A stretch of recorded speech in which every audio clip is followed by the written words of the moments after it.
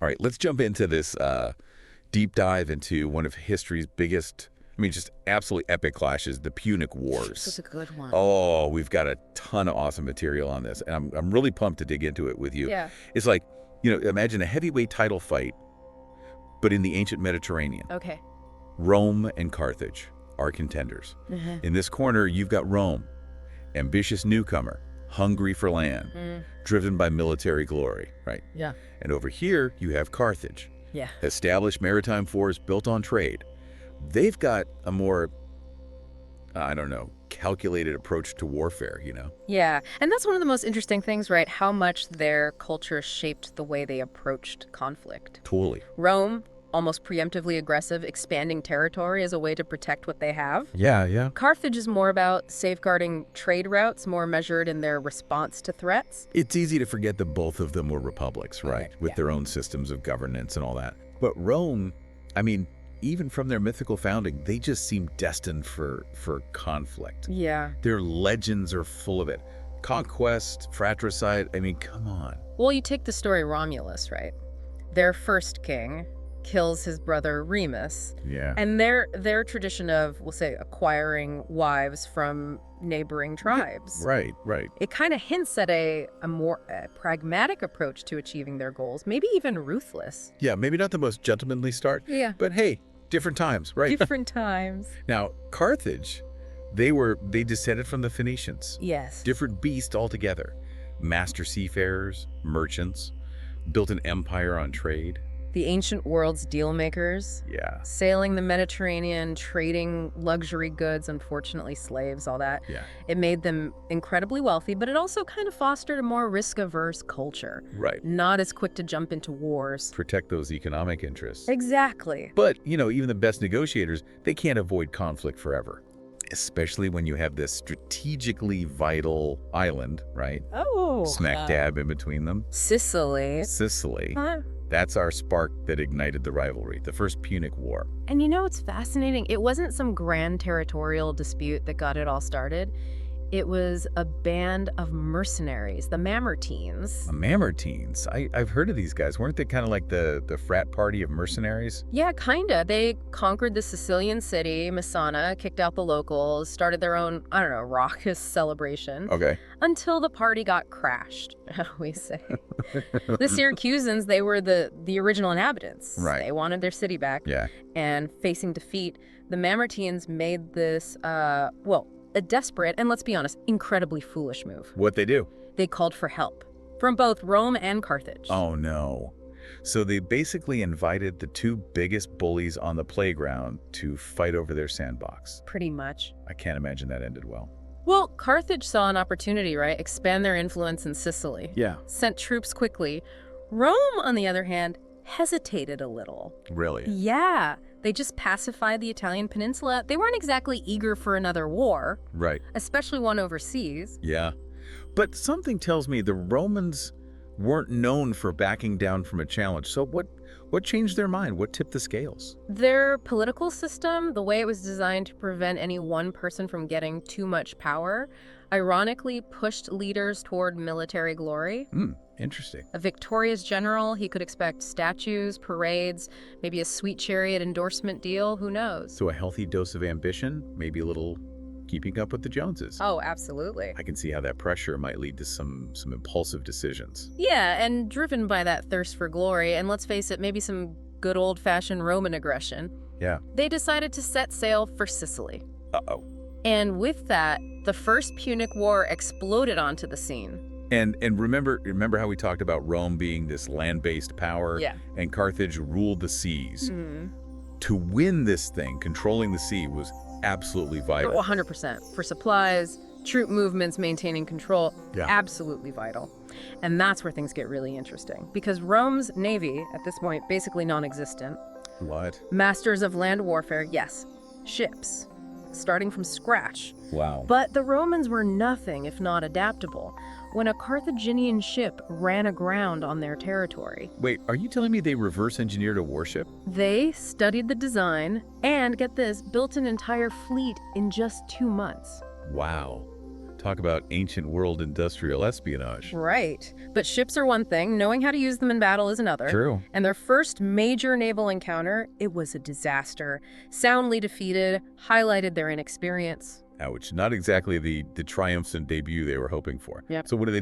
Did they just throw in the towel and stick to land? Not a chance. They did what they did best. They innovated. They realized they needed to change the game. Literally, they invented this device called the Corvus. Corvus, okay. It was a spiked gangway that could be lowered from a Roman ship onto an enemy vessel. Oh, okay, I can see where this is going. Instead of trying to outmaneuver the Carthaginians, they turned sea battles into land battles. Exactly. Roman soldiers, trained for hand-to-hand combat, could board enemy ships and fight the way they knew best. It was brilliant. The Corvus was a game changer. Turned the tide of the war, gave them a fighting chance against this superior naval force. Can you imagine the looks on the faces of those Carthaginian sailors when they saw this crazy contraption for the first time? Talk about turning the tables. But as we know, the First Punic War was far from over. Oh, yeah. What happened next in this clash of the Titans? Well, next, we see some Roman audacity on full display. A daring move that shifts the war to Carthaginian territory. But before we jump into all that, I think it's worth taking a look at another fascinating aspect of this conflict. A clash not just of armies, but of cultures and values. Yeah, let's unpack that. Yeah. I think understanding those fundamental differences is key to grasping, the dynamics of this conflict. Exactly. And those differences weren't just philosophical, they had a direct impact on the battlefield, ultimately shaping the outcome of the war. I'm ready to unpack all of this. Right. But first, I think we need to give our listeners a chance to catch their breath. Yeah, good idea. All right, so where were we? Yes. Before we get into the next phase of this whole war, I think it's really worth exploring this moment that just really highlights the stark difference in values between Rome and Carthage, Yeah, let's unpack that. I think understanding those fundamental differences, like you said, is key to really grasping, what's going on in this whole conflict. For sure. And maybe no single event exemplifies this better than the story of Marcus Attilius Regulus. Regulus, okay. The Roman consul who led this invasion of Africa. This is where the Romans, kind of fueled by those early naval successes, they get a little bold, right? Bold is an understatement. Regulus, he aimed for a swift victory. Capture Carthage itself. Wow. Force a surrender on Roman terms. It was risky, right? Yeah. Transporting an army across the Mediterranean. Huge risk. But the potential reward, immense. So what happened? Did they manage to sack Carthage and bring this whole thing to an early end? Not quite. While Regulus, he achieved some initial victories, captured some territory, raided the countryside, but logistical issues, they forced him to send a portion of his army and the spoils back to Rome. Oh. Left him in a bit of a vulnerable position. Dividing your forces in enemy territory. I'm sensing this wasn't maybe the most strategically sound decision. No, you're right. And the Carthaginians, they sensed weakness, seized the opportunity, hired a Spartan mercenary, Xanthippus. A Spartan mercenary? Yeah, a brilliant strategist, by the way, to lead their counterattack. Oh, wow. So we've got Romans in Africa, led by a glory-seeking consul, Right. and the Carthaginians are led by a Spartan mercenary.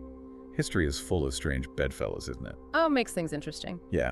Xanthippus, he quickly recognized Roman strengths and weaknesses. Okay. Knew the Romans excelled at close quarters combat, on flat terrain, but struggled against mobile forces like cavalry. So he planned to exploit that Carthaginian cavalry advantage, those famous Numidian horsemen. Bingo. The resulting battle, the Battle of the Gratus River, it was a decisive Carthaginian victory. Their cavalry outmaneuvered the Romans, routed the army, and captured Regulus himself. Oh, wow. What a turnaround.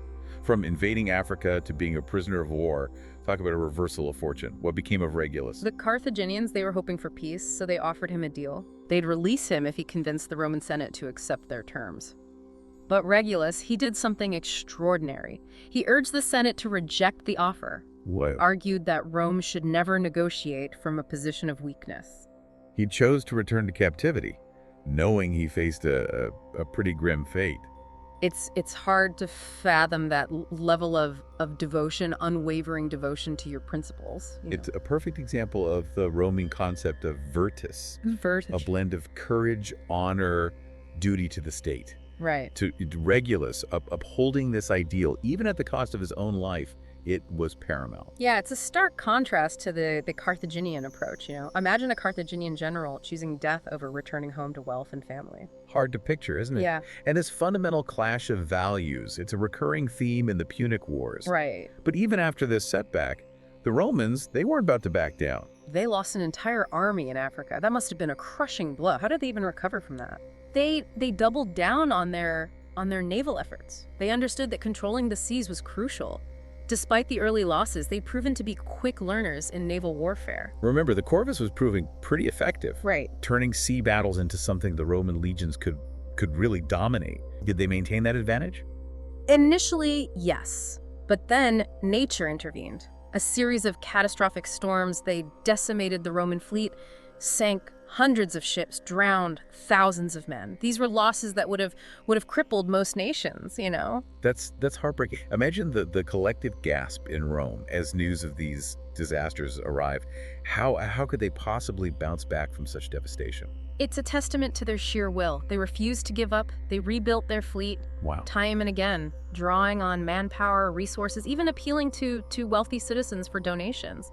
This unwavering determination, this refusal to accept defeat, it's a hallmark of Roman character. So you have the Romans rebuilding after these catastrophic losses, driven by this, almost superhuman resolve. Yeah. And the Carthaginians, how did they respond to this relentless Roman spirit? Well, Carthage, skilled as they were in warfare and trade, they lacked that unyielding determination. They'd grown weary of this long, costly conflict. Remember, their focus was on trade, prosperity, not endless war.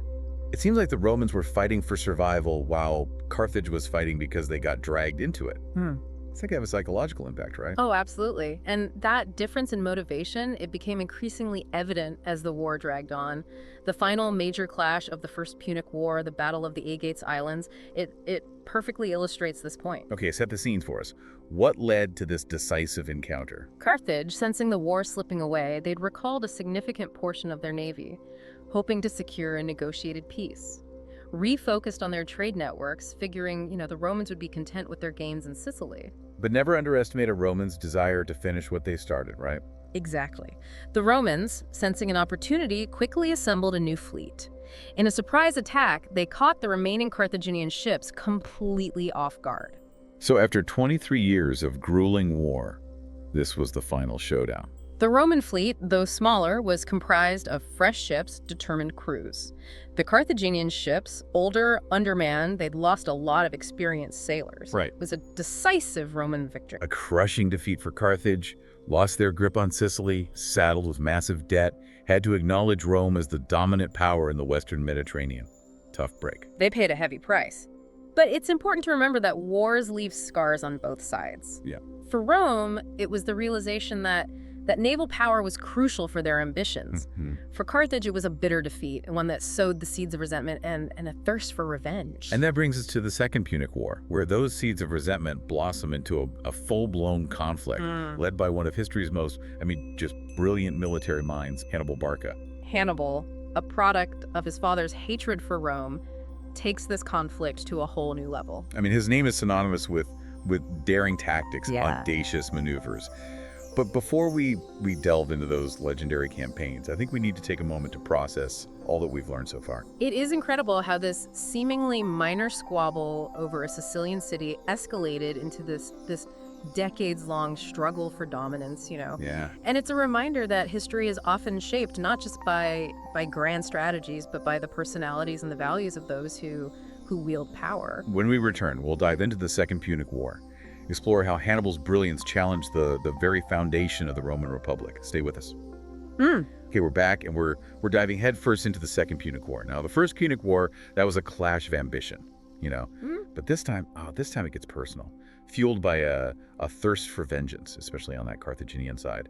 And at the center of it all, a name that, still sends chills down the spines of history buffs everywhere, Hannibal Barca. Hannibal, he's such a fascinating figure. He embodies both this strategic brilliance and this almost Shakespearean sense of destiny. Yeah. His father instilled in him this deep hatred for Rome, raising him in military camps, exposing him to to the harsh realities of war from a very young age. Talk about a childhood. Can't imagine bedtime stories in the Barca household were filled with, sunshine and rainbows. Yeah. What impact did this upbringing have on Hannibal as a leader? It forged him into a brilliant, ruthless commander. By his mid-20s, he was a seasoned veteran, ready to inherit his father's mantle and that burning desire to bring Rome to its knees. But it wasn't just about personal revenge for Hannibal. He was also a shrewd strategist. Right, after the First Punic War, Yeah. his father, Hamilcar Barca, he focused on expanding Carthaginian power in Iberia. Yeah. Saw the potential of the region, rich in resources like silver, as a way to rebuild their strength and challenge Roman dominance. Exactly. Hamilcar wasn't just licking his wounds. He was strategically positioning Carthage for a comeback. And he brought young Hannibal along, essentially grooming him to lead this resurgence. And it's important to remember that Rome, they were keenly aware of all this. They weren't just sitting back and watching Carthage rebuild. Rome was never one to ignore a potential threat. What steps did they take to contain this resurgent Carthage? They used a combination of diplomacy and strategic alliances. They negotiated treaties like the Ebro River Treaty, attempting to limit Carthaginian expansion in Iberia. They also cultivated alliances with key cities, trying to create a buffer zone and limit Hannibal's options. Sounds like a high-stakes game of chess, with both sides trying to outmaneuver the other. And it seems like Hannibal, despite being, hemmed in by these Roman maneuvers, he still managed to find a way to strike back. And this is where the city of Saguntum enters the picture, right? Saguntum, it's a key flashpoint. This strategically located city south of the Ebro River had allied itself with Rome. Whether this was a genuine alliance or a Roman ploy to provoke Hannibal is still debated by historians. Ooh, a historical mystery. I love those. So Saguntum, technically within Carthage's sphere of influence, but allied with Rome. Talk about a tinderbox waiting to ignite. And ignite it did.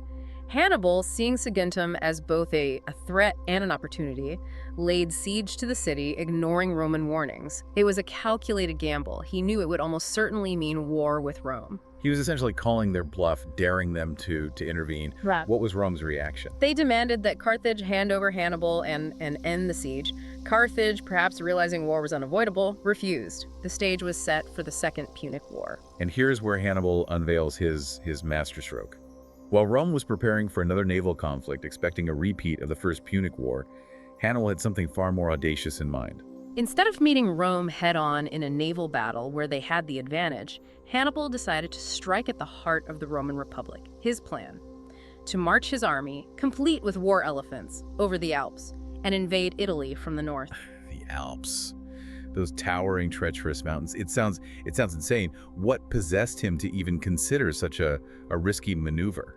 It was a brilliant, albeit incredibly dangerous, strategic move. Hannibal understood that a direct invasion of Italy would catch the Romans off guard. It would force them to defend their own territory, disrupt their plans for a naval invasion, and potentially sway some of Rome's less than loyal allies to his side. It was a bold move designed to shock the Romans, shift the entire dynamic of the war. But the Alps, they were a formidable obstacle. What was that journey like? It was a harrowing ordeal. Imagine trying to move an army, including cavalry, baggage trains, and war elephants, through treacherous mountain passes, battling harsh weather, dwindling supplies, and attacks from hostile tribes. I get chills just thinking about it. It's hard to grasp the sheer scale of the logistical challenges, not to mention the physical and mental fortitude required for such an undertaking. Thousands of men and animals perished during the crossing. But Hannibal, driven by his unwavering determination, pushed forward. And finally, after weeks of struggle, his mattered but still formidable army emerged from the Alps, ready to challenge the might of Rome. Talk about making an entrance. The Romans must have been stunned. Here they were, thinking they had Hannibal contained in Iberia, only to find him on their doorstep, ready to unleash chaos in their heartland. It sent shockwaves through Rome. Suddenly, the seemingly invincible republic was facing an existential threat, a brilliant enemy who had outmaneuvered them and was now poised to strike at their very core. This wasn't just a war for territory anymore. It was a fight for survival. What happened next? How did Rome respond to this unprecedented challenge? They were forced to adapt, to rethink their entire approach to warfare. They would face a series of devastating defeats that would test their resilience and their very identity as a people. But that's a story for another deep dive.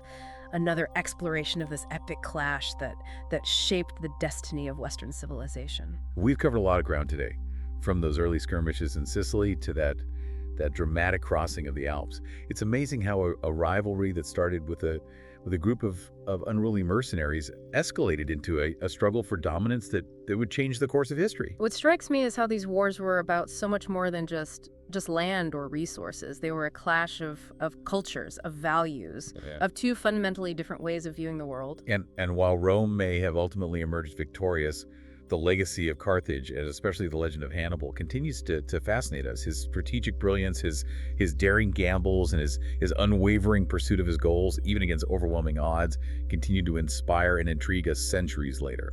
It's a reminder that history is full of surprises, of individuals who defy expectations and reshape the world around them. And it underscores the importance of understanding the past, not just for knowledge's sake, but for the insights it offers into the human condition, the timeless struggles between ambition and restraint, between innovation and tradition.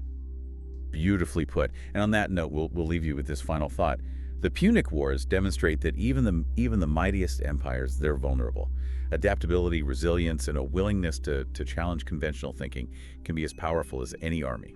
So keep exploring, keep questioning, and keep diving deep into the endlessly fascinating world of history. Until next time.